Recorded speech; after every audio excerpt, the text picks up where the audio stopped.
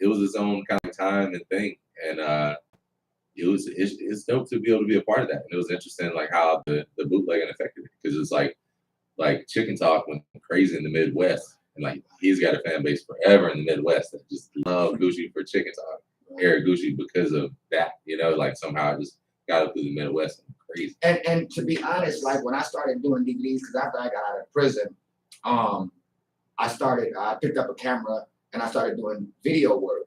I put out my first project in 2007. YouTube was created in 2006. I didn't know how to upload the content and put it on the World Wide Web, but I would go back to Chicago every year and I would take a whole bunch of CDs and DVDs back to the crib. I mean, because they wanted to know what was going on in the South. And you could tell people, but showing them is better. Right. My brother in 1988, he was here in Georgia. He brought home a Tupac CD and the Kilo CD.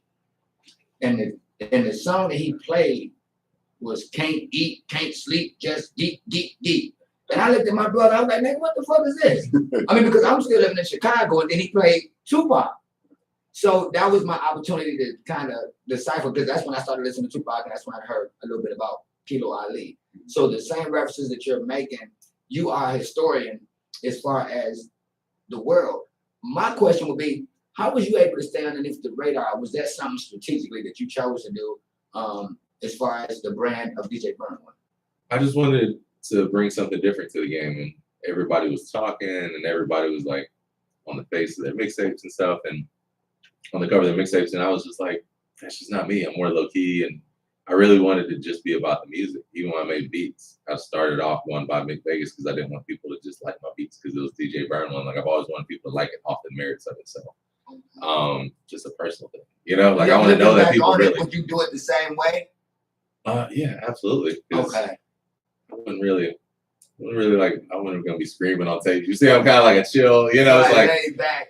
What up? Like I've tried a couple times. It's not, it's not really the vibe, bro. Not for me. What name did you go by? DJ Chaos.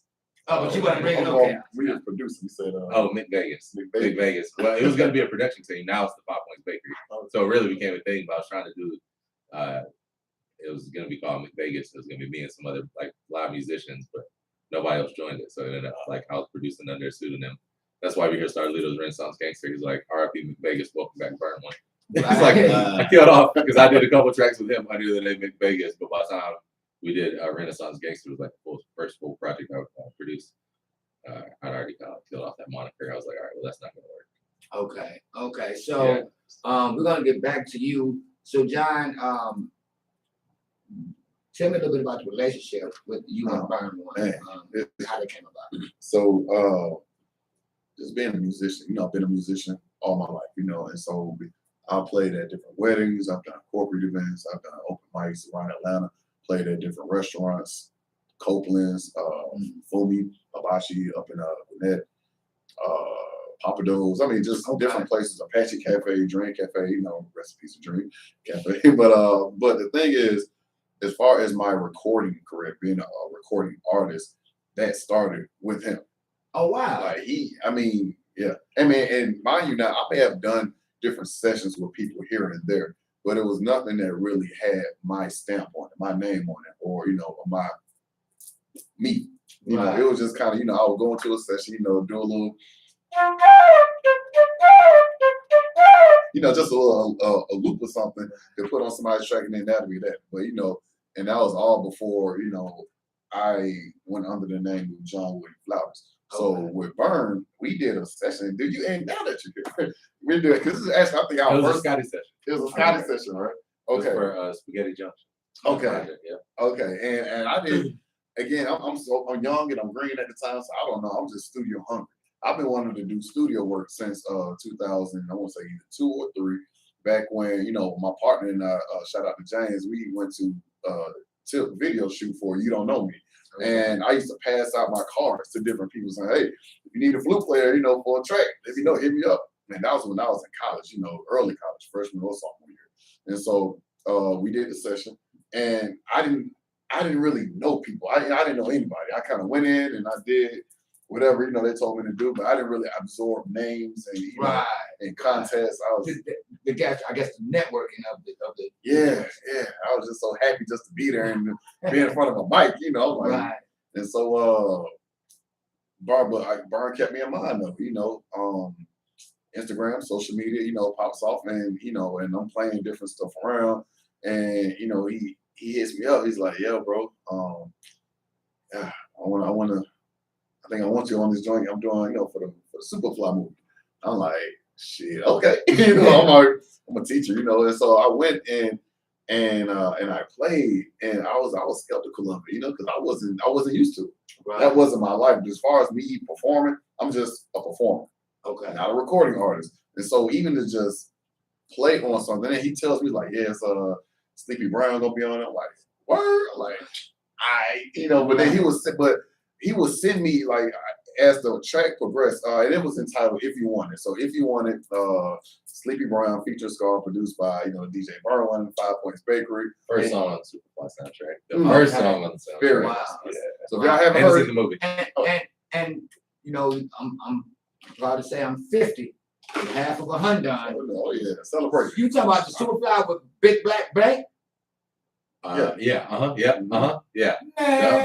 out of here. Yeah, we did the first song. It's called "If You Want It." Yep, Sleepy Brown and Scar. Wow. It's the very first song on the soundtrack, and it's in the movie. Damn it, man. So I mean, just to be a part of it, just the whole process and seeing how the song grew over time with different instrumentation added, different voices, because he would send me constant emails about, different updates with the song. And then I'm like, yo, that's my instrument. That's my flute, on the track with Sleepy Brown, and I'm like, oh, man. Right. Oh, man. Chance Parkman on there, piano? Man. Preston Crump.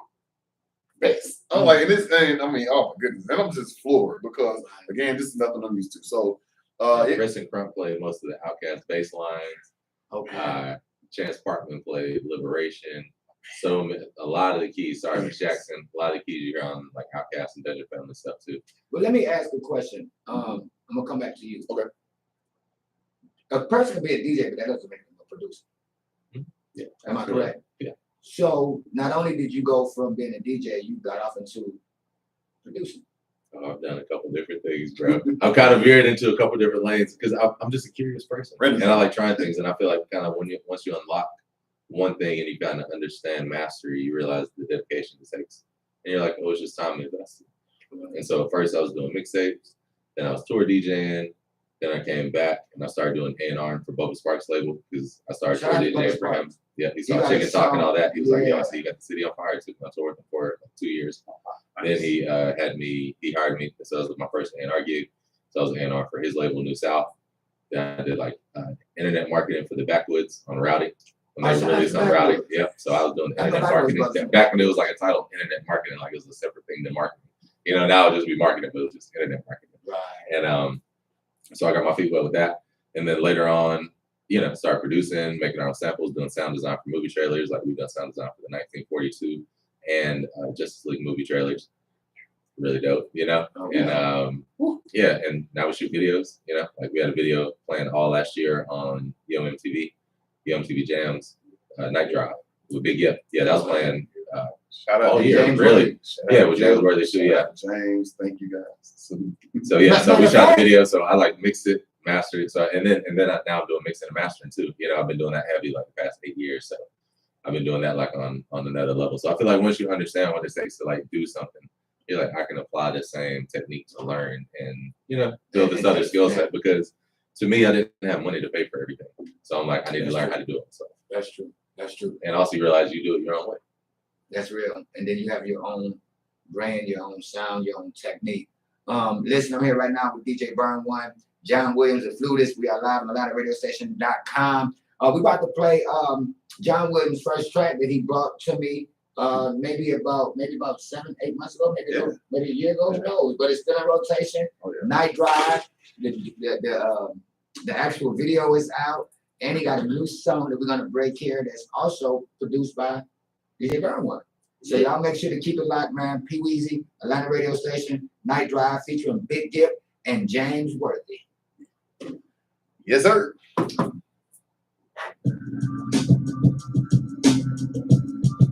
Okay, so so I guess goddamn Burnone, you just try a lot of different things. Like I'm the king of he tried it, bro. so That's my whole you speech, tried and then you like, nah, I ain't gonna do this shit. I'm gonna leave this alone. This ain't what I do. Selling drugs, dog. Oh, for real, bro. Keeping it all the way real. Not in my steez, bro. Tried one time, bro. And I was like, I either gotta go kill this guy, or I was like, I'm not. And I was like, nah, I'm doing it. You know what I'm saying? I'm doing music. I can't leave that to go, murder this guy for running off on this. And I was like, this is the universe saving me and saying, don't even go down this path. Right. It was like the first time I tried it. Right. It's like as soon as you try it, it's like not. You're like. Right, and me. But musically and creatively, bro, it's kind of like float around and just try shit. Like I never shoot 6 videos for B.O.B. That was how I got into shoot videos. He just saw me at a Scotty session again. Shout out to Scotty, He saw me at a Scotty session, saw it, and then he hit me like 3 days later. He's like, my video director said he didn't know tomorrow was Tuesday. Can you come and shoot a video for me? And I was just borrowing a friend's camera. So I had to call a homie who actually really shot videos, who like co-directed it. And then after that, I started editing and shot the rest of them, edited the rest of them. Okay. I've been shooting videos for like 7-8 years now. Have you ever run into the guy that ran off on? Have you ever run like? No, bro. He was my roommate's brother. My roommate's brother, dog. 2 pounds of bed. Terrible. Hey, terrible. Right. Wristed off for 2 pounds of bed. I'm like, your brother loves me. I was like, you gotta go, dog. Right. He was like, you keep my brother. Fuck out of here. That's true. You gotta go, dog. But you're right. I mean, like. I guess by me being little, I felt like I didn't tough guy or think I was tough. But I didn't try to outthink people. You know what I mean? Like I couldn't out muscle them. So I had to outthink them. And so from that point I thought, okay, I got the game down pat. And somebody told on me. And when they told on me, it sent me up the road. That changed my life and it saved my life. Because it's smoke and mirrors. You know what I mean? Like, they talk about the rap game being smoke and mirrors. The street game is even worse. You know what I mean? That's with the rap game, you can kind of decipher what's real and what's fake if you pay attention. In the streets, it's totally different. I'm so glad God blessed me to go to prison. A lot of people are like, wow, how can you say you happy you went to prison? This ain't nobody. That's how I got off of doing video work, doing DVDs, and it ultimately brought me to radio. You know what I mean? Other than that, who knows where I could have been. You know what I mean? In the night drive. You feel me? In the night drive. Things happen in the night. You know what I mean? So we're gonna go back in. It's almost over. Come back in with you. Come back in with you. It's so crazy because I'm always learning. Like I learn more and more and more. Like I'm learning things much. I never knew. He said one time. He said one. That's all it took. See? Hey, it literally was one time, bro. All right. We are back. Like Cook Crack, man. We serving the streets the heat. We were just over here chopping it up. And, I had to ask Mr. Burnone, Mr. Burnone, he said he had tried the thing once, you never know what you're going to succeed at unless you fail at something. He's put his hand in DJing, producing, shooting videos. And I was like, damn, like this guy's good at everything. And I had to ask him off there. I was like, well, listen, bro, like, what's some shit that you tried? And you was like, nah, I ain't fuck that shit. And your answer was? Selling weed. Selling weed, bro. Not my thing, bro. Literally one time, bro. One time. Said all it takes is one time to show you, like, fuck this, I'm gonna keep it moving. I feel like the universe gives you signs, and if you don't listen, bad things follow from that. It's like sometimes, not all the time, but sometimes you get that feeling. My dad really taught me from being young because I grew up on Cleveland Avenue. He taught me if you feel like shit's about to go down, you get the fuck out of there. No, that's so my intuition is when I feel like bad things are about to follow, I'm like, get the fuck out of there. I'll stop dealing with it. So I was like, why are you doing music? Why am I even thinking around this? Right. No, that's true. Because I'm sure we both had situations where we said, damn, I should have followed my first instinct. Oh, right. Absolutely. You know what I mean? Absolutely. And that's the universe telling you, like, if it don't feel right, chances are it's not right. Everything ain't for everybody. Right. That's true. That's true. So, yeah. Okay. So back to you, Mr. John Williams. Okay. So the night drive, for the people who may not know, you have a big gift on it. Yeah. James Worthy, this is the track that they just heard. It's been out. It's been on. I thought it was BT. Yeah, it was BT Jam. And it's still on BT Jams. Yeah, Pluto, TV, MTV. Yeah. I posted something today about you, and I tagged them. And those brothers, you know, they tapped in. They damn near reposted it. You know what I'm saying? Yeah. And you know, what is it about John that allows him to be able to associate or navigate around people like Burnone, people like James Worthy, people like Fabo, people like Big Gift? What is it about John that allows these people to be comfortable working with you? Well, I think that I'm authentic and I'm genuine in my artistry, you know, and by that, I mean, and also I'm different. I'm not like everybody. I think that's one of the biggest things, you know, and that's one thing we did. Gipp and I, we performed at Coalition DJs about, I don't know, a couple of months ago. And again, thank you, Gipp, for doing it. And he got on the mic and he was telling the rest of the DJs, he was like, "Yo, I rock with it," you know what I'm saying? Because he's from the A, he played the flute, and he's different. And right now, I mean, and nothing against to anybody's artistry or anybody's music that's out there right now, but you hear a lot of things that sound the same. And one thing I wanted to do, I just kind of wanted to integrate what I do naturally into things that I love. Like, I like hip hop. I love hip hop. I love poetry. I love blues. I love these different genres of music. And I am a flute player. So even though on different songs I rap, you know, I always lead off with the flute. I'm a flute player. I'm a flutist. And yeah, I can kind of navigate these other avenues. But I think, you know, whether or not it's Gipp, Pastor Troy, definitely Burn, definitely Fabo, they like the fact that I am different, you know, and I'm honest with what I do, and I just want to make good music. And you're good at what you do. You can't leave that part out. Now you're good at what you do. Because there's a lot of people may try to do what you do, but if they can't do it the way you do it, it's not going to produce the same results. Bro, can I speak to that too? He shows up prepared. He shows up ready. You know, comes from school like I do. If you stay ready, you ain't got to get ready. Facts. You know, I never have to say, are you ready? Do you have your stuff? You know what I'm saying? Like, bro, he's got everything, bro. You know, people like, oh yeah, I got 4 different woodwinds in the car, and you know what I'm saying? Like, he'll have like, you know, a sax and something else, and you know, like, bro, he's always, you know, like a wild card. You know, like, but it's just always dope. You always want to have somebody involved that you know is going to elevate what's going on in the room. You know, with their energy, always being positive and uplifting. That really, to me, is first and foremost. Right. Because to me, there's a lot of people who are dope, but I don't even want to be in the same room with them. And so therefore, we're not going to be in the same room together. And you know? and that brought me to what I was about to ask. As a DJ, as a producer, for the artist that's listening and for the artists that will see this video, what are the do's and the don'ts when they want to work with DJ Burnone? What are some of the do's and the don'ts?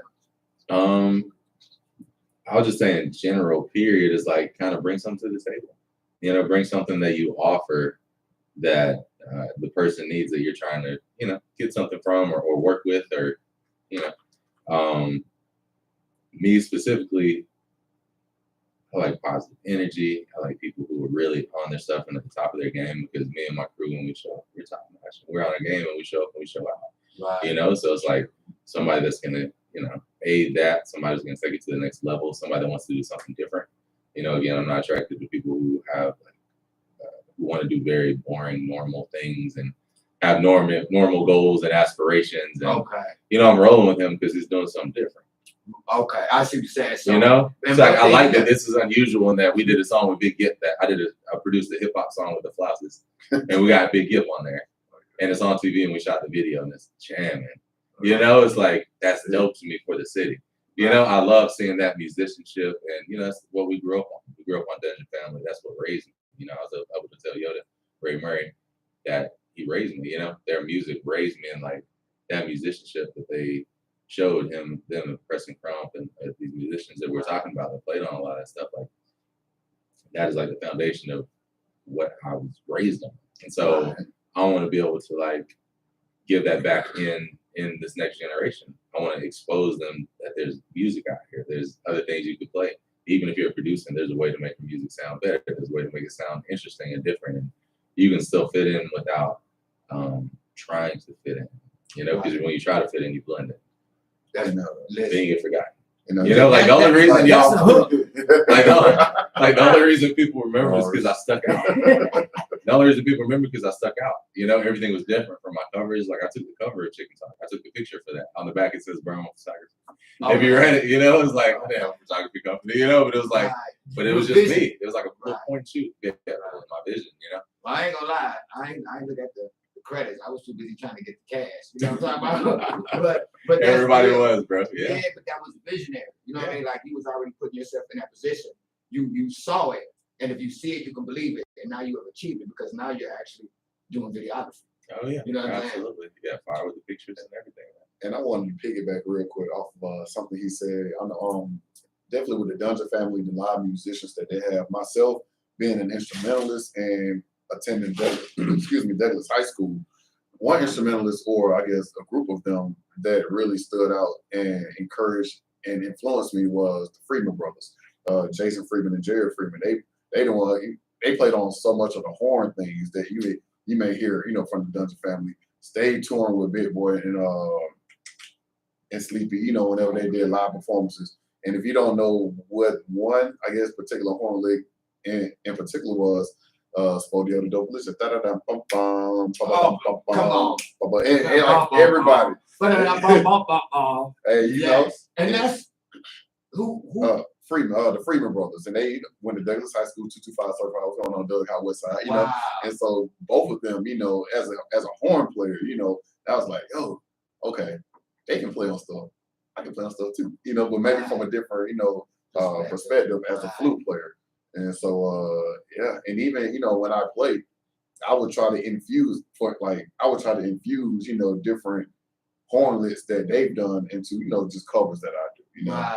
So, and now that you say that, when you did it, when you just, I instantly knew what it was. And, you know, sound, it moves people.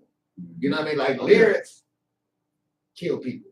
Sound moves people. Right. And when and when you did that, it just made me realize, like, yeah, we're the music, it's the sound. Yeah. You know what I mean? You know, the lyrics, you know, you like Pac say, you gotta listen to what they say and hold them accountable.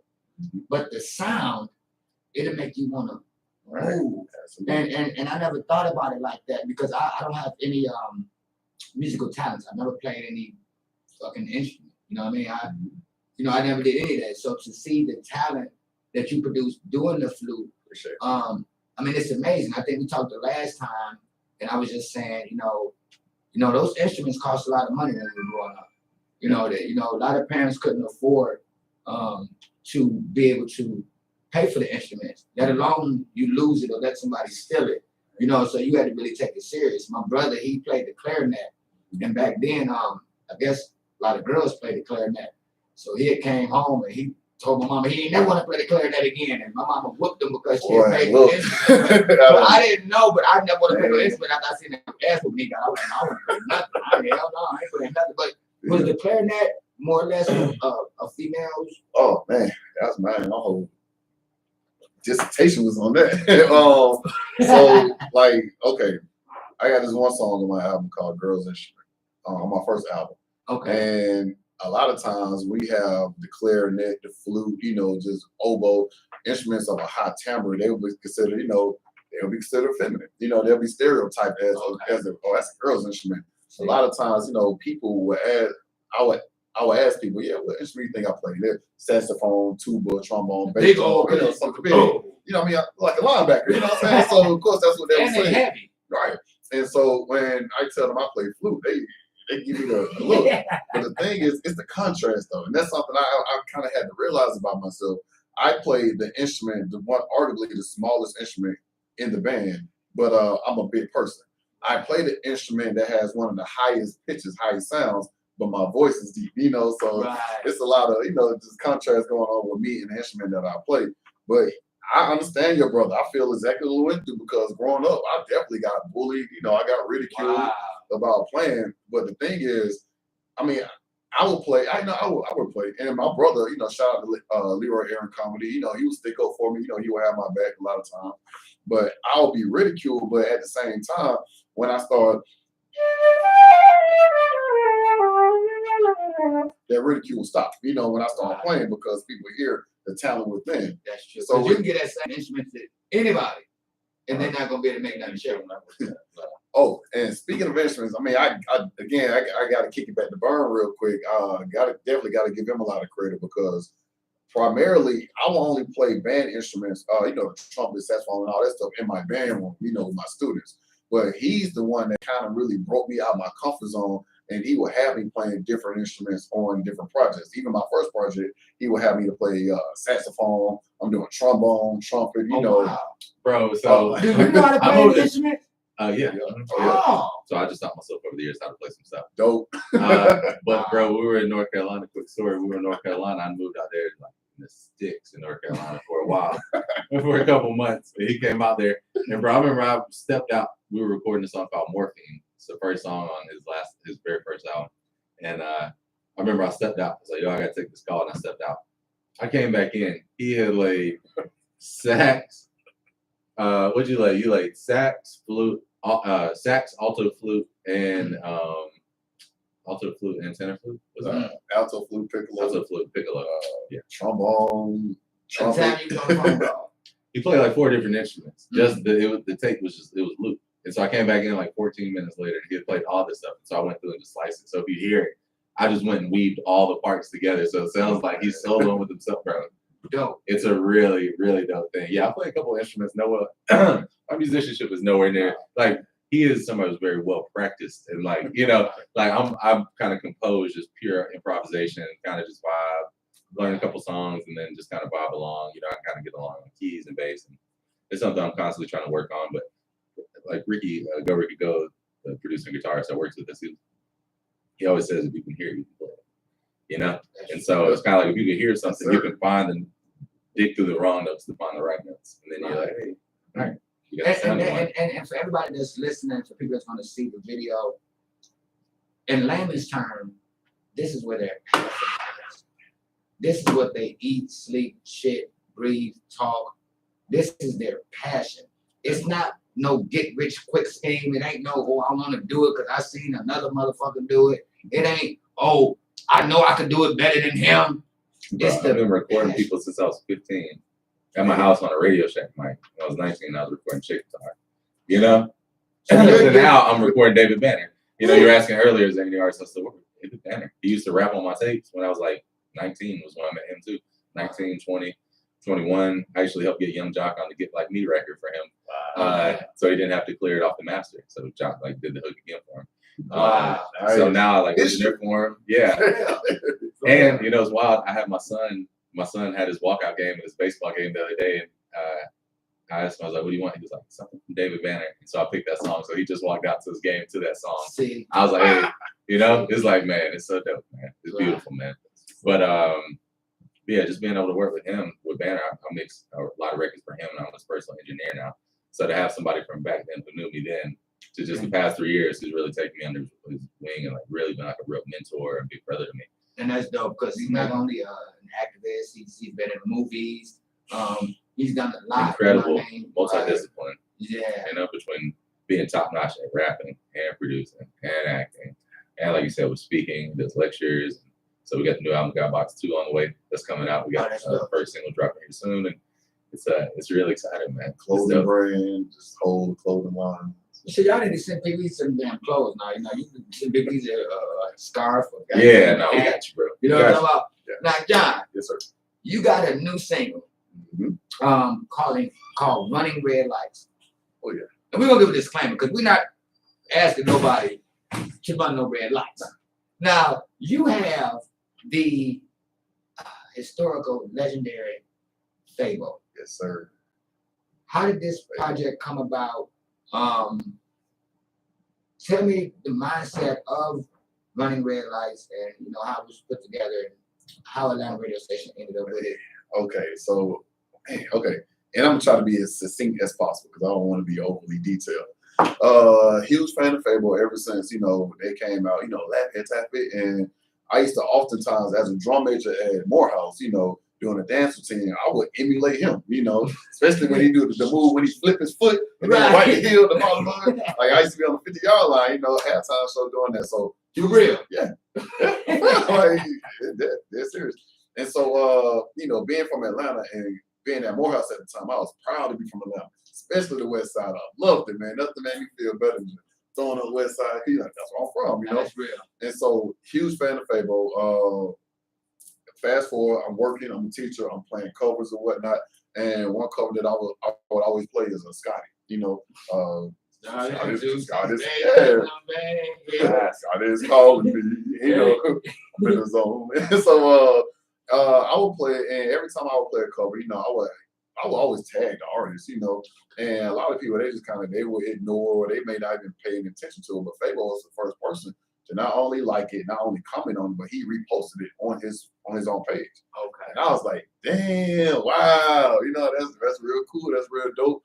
And I think when he did that, that's what I guess it started with him knowing about me, knowing that somebody that I exist. That's true. I exist. Right. And so fast forward some more, I also played at the Atlanta Hartsfield Jackson Airport.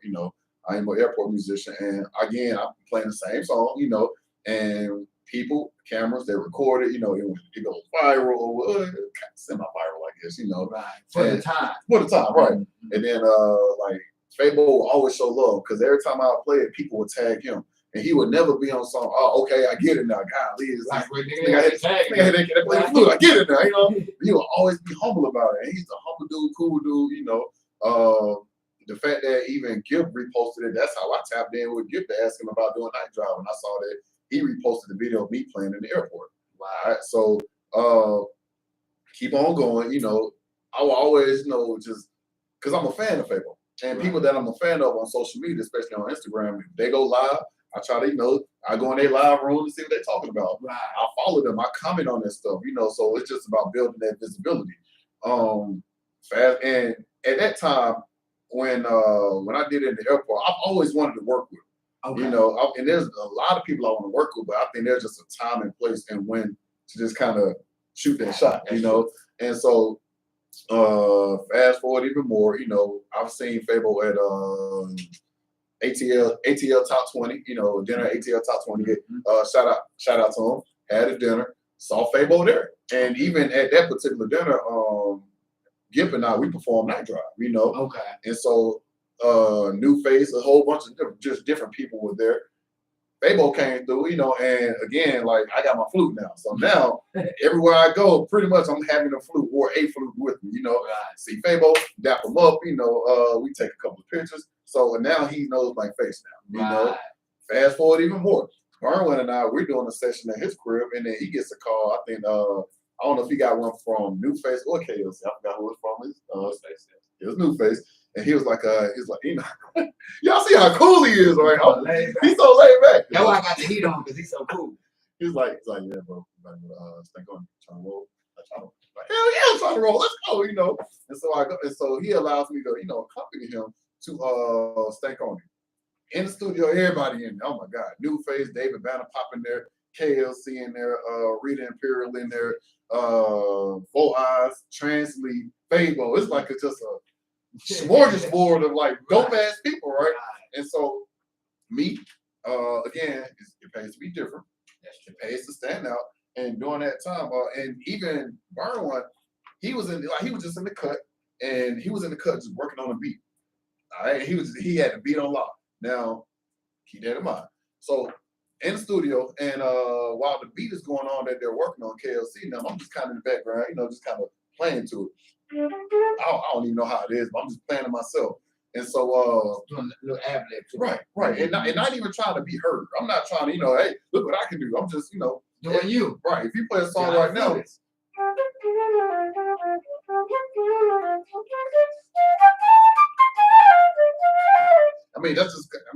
how I do, And so New Face is like, he turns around, he kind of hears, like, hey, KLC, you want to throw a little flute on there? And then he's like, go ahead and get in the booth. I said, shit, you ain't got to throw me with a good time. I know that's right. You know what I'm saying? Like you said, you stay ready, you got to get ready. Yeah. And so I go in the booth, and I play a little something, and I'm thankful for him for allowing me the opportunity.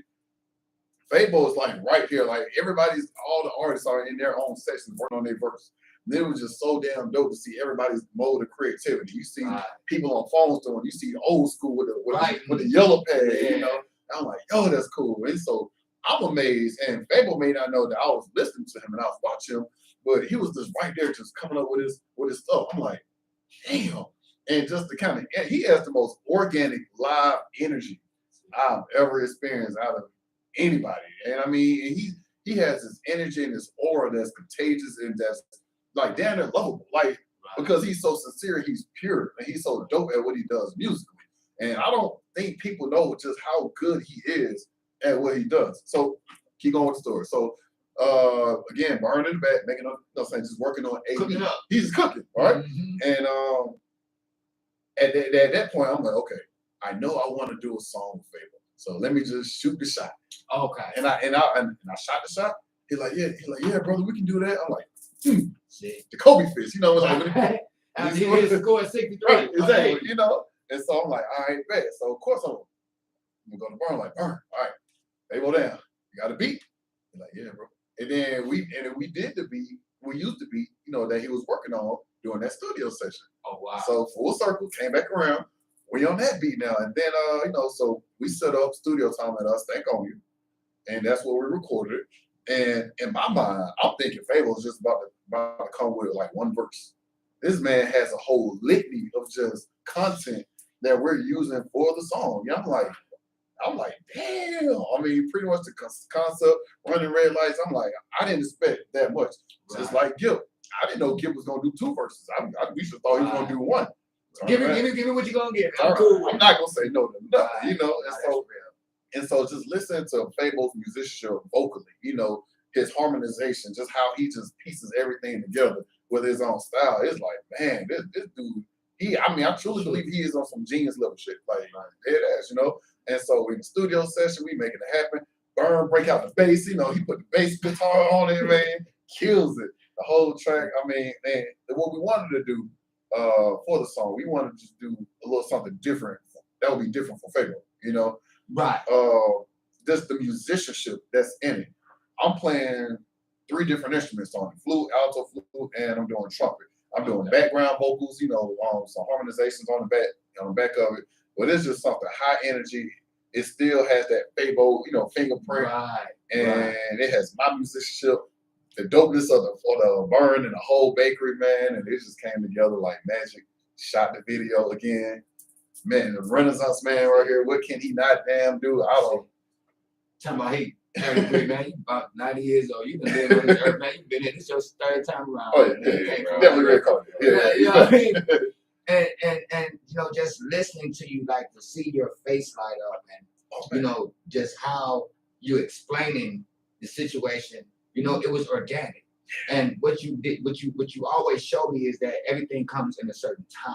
Right. Like you don't try to go to step 5 before you get to step 2.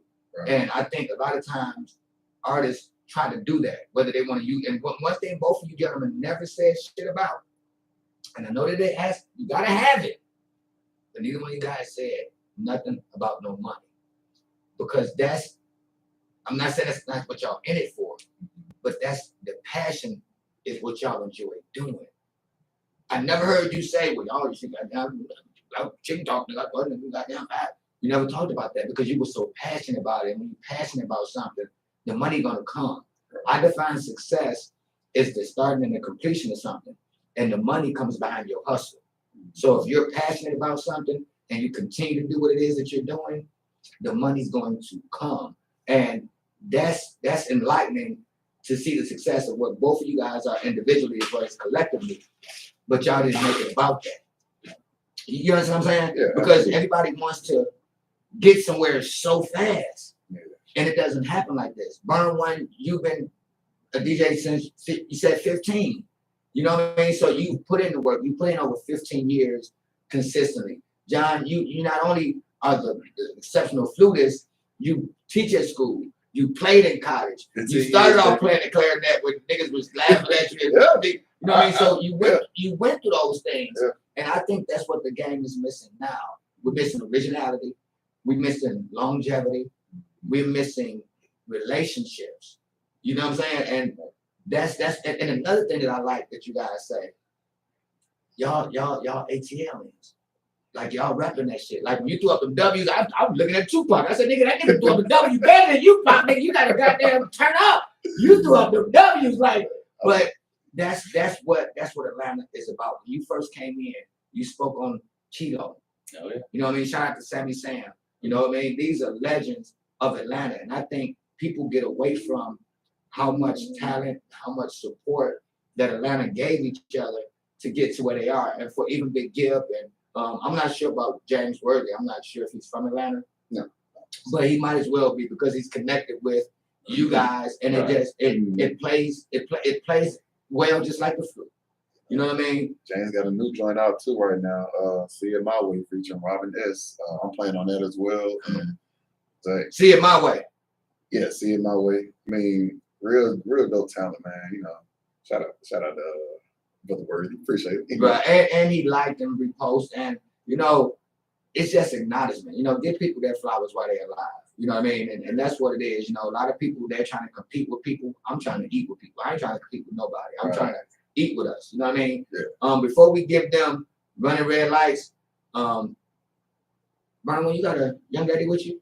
You know, I don't know if you want to give her, you know, I would be less than a man to not allow her to be able to provide a platform. If she say no, then it's okay. But I just didn't want to. Oh yeah, we got Anna Belina in the building. Yep. She's on the record too. You'll hear some background vocals in there. And then she was also on the record John spoke about earlier, Girls Instrumental on the last album. Yes, definitely one of my favorite songs. Wow. Laced. She's sitting on over there like she a school teacher. Also, when the last leaf falls, my second album, she's on that. No. Oh, Definitely not. okay. Oh, well, that's dope. Where you from, young lady? I'm from Cali. Okay, that's real. You know what I mean? That's dope. I just definitely want to leave her out. You got an IG baby girl where you can. Yeah, Anna Belina, follow me. I'm a definitely Anna follow you. Belina. Yeah. Okay, and she's on Running Red Lights. She's in the background vocals. Yeah. She's Oh, on the that's background dope. So vocals. y'all keep your fingers crossed. Yeah, on keep Night your Drive eyes too. open. You hear her doing that. That's her. Yeah. Okay. Oh, yeah. Okay. All right then. All right. So what I'm gonna do? I'm going to run a couple of red lights. I'm gonna run one right quick with Favo, with the big homie John Williams, produced and pushed by Lighthouse Management and the big dog himself, DJ. All right. All right. We'll be right back.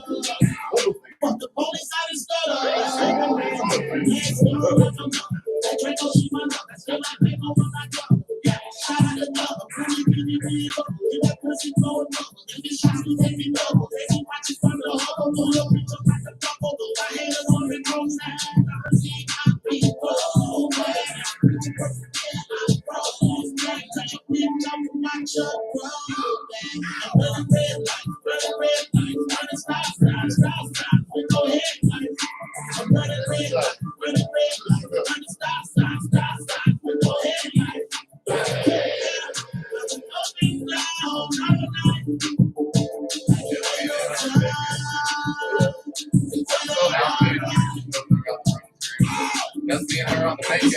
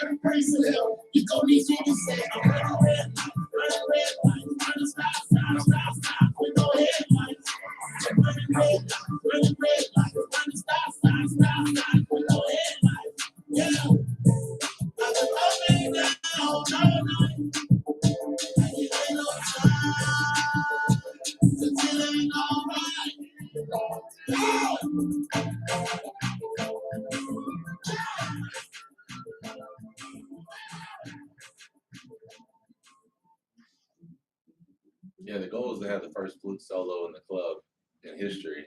You know. Oh God. And he working on it, man. That's a dope track.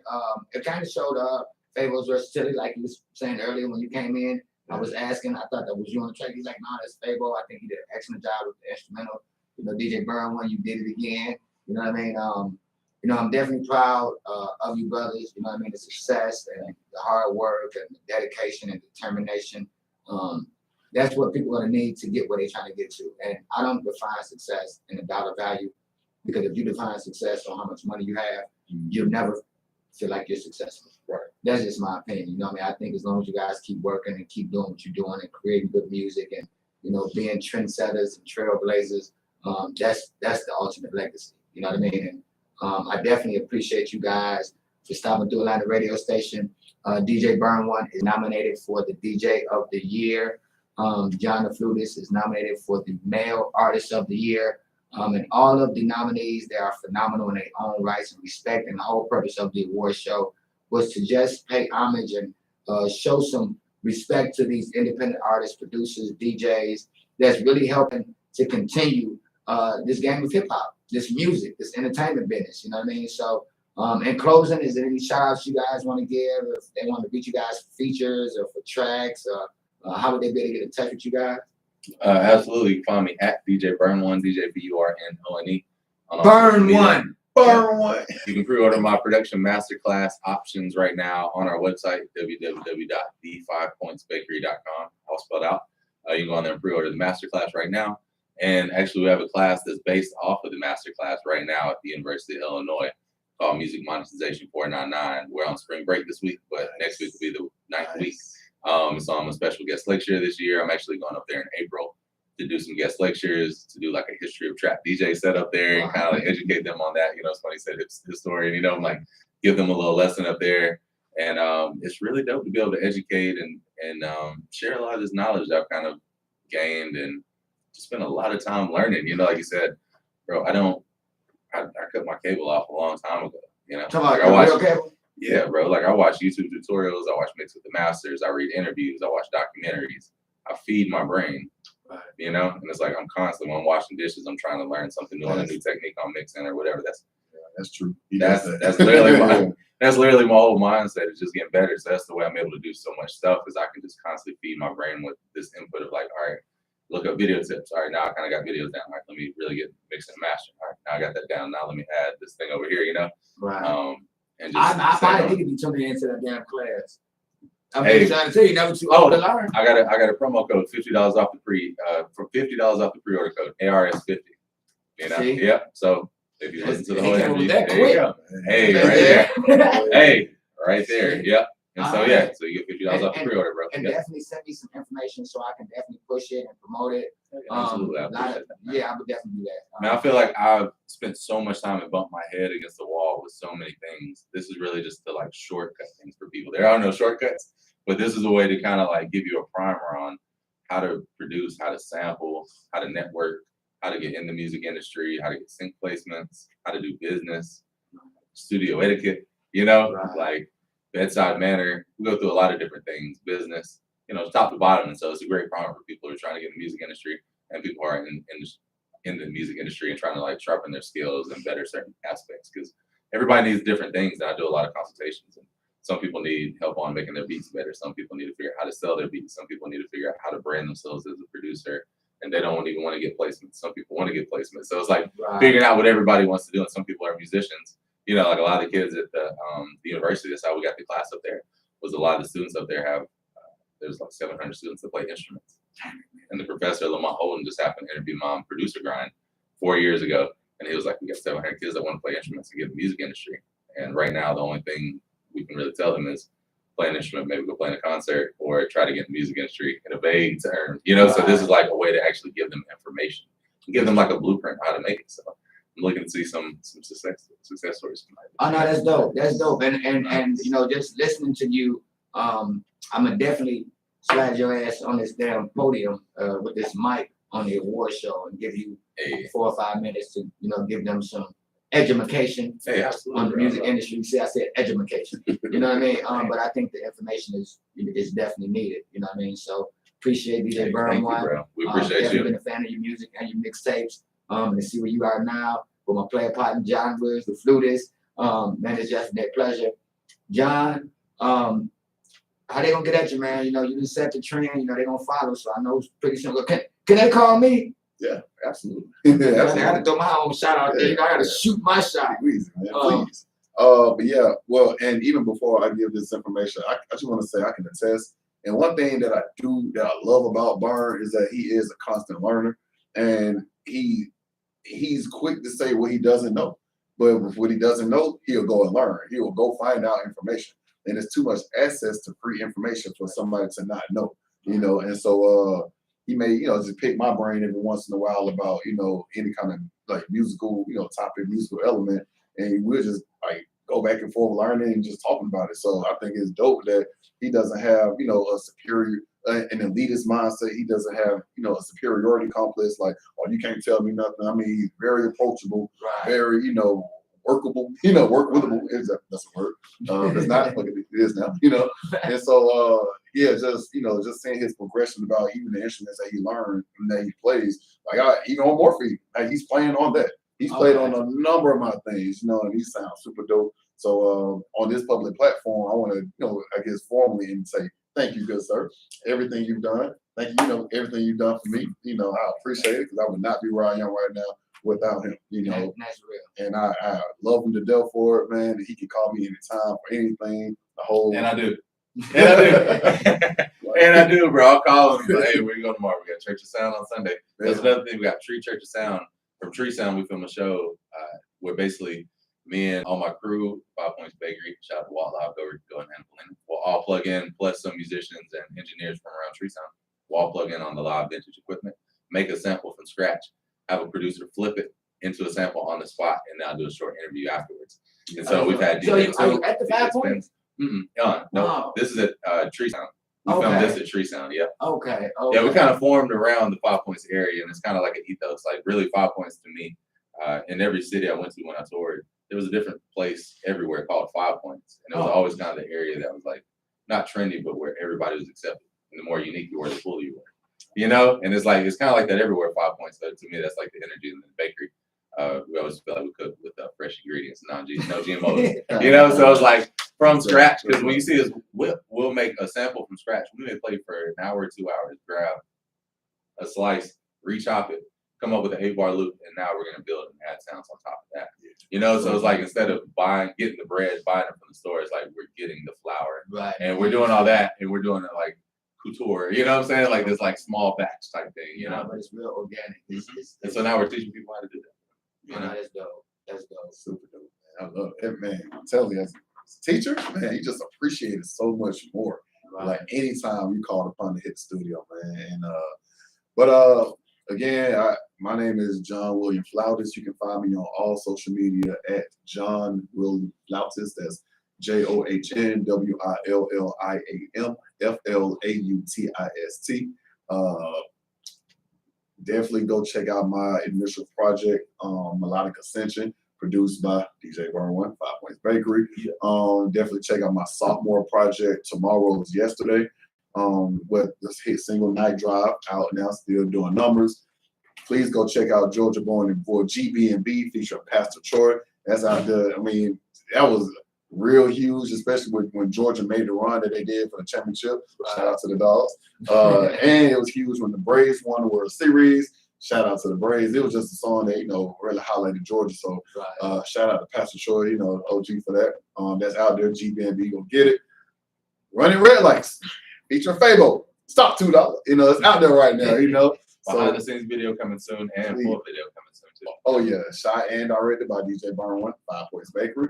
So it is on all platforms. So please go stream it, download it, stream it again, then download it one more time. You know, and again, Lighthouse Entertainment. Thank you very much for management. For looking out in the guidance. Right. Because I am still pretty much a neophyte in this. And I'm still learning more and more. And I appreciate the people that I've had, in my corner to guide me, through, Right. through the process. Right. And so, gotta shout out my school, crop along, Cleveland. Now, what's going on? Throw up that West Side again. All day. Love that, man. Love the West Side, man. That's home, Right. And so, yeah, that's me. Stay tuned. We just get started. All right, and y'all can definitely hear Running Red Lights and Night Drive in heavy rotation on Atlanta radio station. We're the home of independent artists, man. Mark the date, March 26th. The red carpet starts at 5 p.m.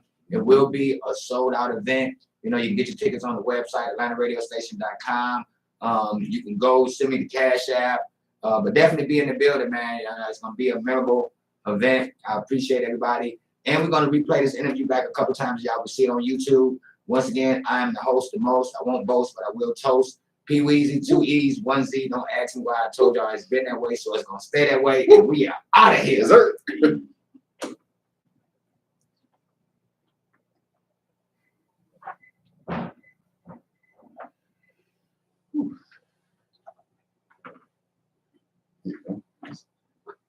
You got a 1964.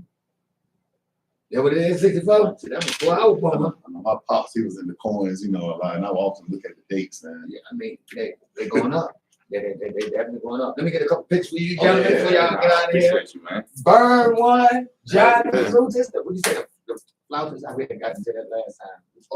Flowers. I go by flowers, but Okay. that's the thing. Oh man, my bad. It was too much. And what part of Cali you from, Miss Lady? I'm from the Bay. Are you from the Bay? Mhm. Okay, yeah, my sister stays in LA in Inglewood, so I actually go out to the Martin Park. Closer to. Okay. That's Yeah. what's up. Man, I Yeah. never get to go to LA, but I think we go in just like some other places. Like I just don't go to LA as much. Okay, now what part of the Bay? Like Oakland, San Diego? San Francisco. Okay, okay. You don't mind? Yeah, let me get that. Let me get one on my sheet. Burn1.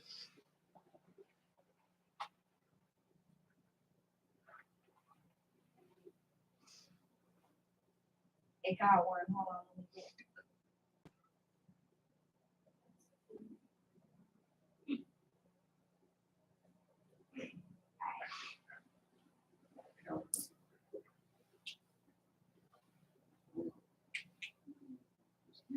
One, two.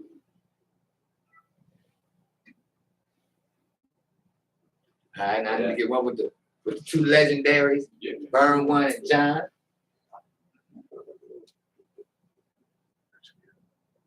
We just, Oh, yeah, I Oh, got it. you I got just- it. Yeah, I got it. Good.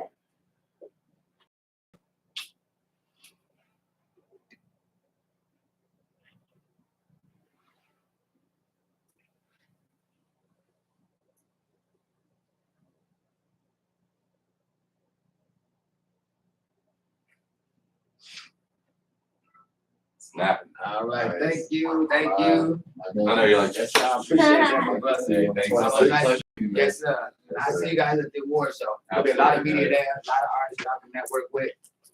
I get you. Trash can. You talking about right now? Now I'm talking about for the show. Oh, yeah. Say you bring it anywhere. I do. Yeah, like eventually, Brother P, I'm gonna be on somebody's Grammy stage. I know. And please believe I'm gonna have it right there with me, Yeah. And just give me a ticket. So I can say I was there. I just want to get tickets. I was there. I was there.